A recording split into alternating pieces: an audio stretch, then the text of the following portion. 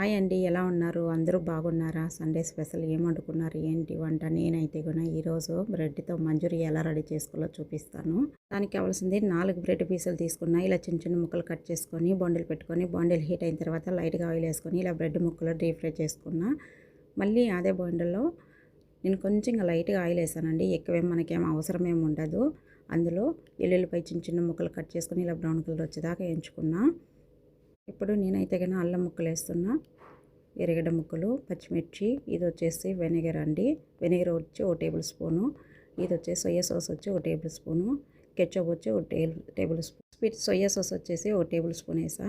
ఇది వచ్చి చిల్లీ అండి, స్పైసీ చిల్లీ. కొంచెం తగినంత సాల్ట్. ఇప్పుడు మనము బ్రెడ్ మళ్ళీ డీప్ ఫ్రై చేసుకుందాము. దానికి కావలసింది ఒక కోడిగుడ్డు తీసేసుకున్న. ఇలా కోడిగుడ్డు బాగా కలిపేసుకున్న తర్వాత బ్రెడ్ ముక్కలు అందులో వేసి 1 టేబుల్ స్పూన్ వచ్చేసి కార్న్ఫ్లవరు, 1/2 టేబుల్ స్పూన్ వచ్చేసి మైదా ఇలా డీప్ ఫ్రై చేసేసుకొని పక్కన పెట్టేసుకున్నా. నిజంగా చాలా ఈజీ అండి, చాలా టేస్టీగా ఉంటుంది. మన ఇంట్లో ఎప్పుడైనా చికెన్ లేనప్పుడు ఇలా ట్రై చేయండి. పిల్లలు కూడా ఇష్టంగా తింటారు. మీకు నచ్చితే లైక్ చేసి కొంచెం షేర్ చేసి కామెంట్ సబ్స్క్రైబ్ చేసుకోండి.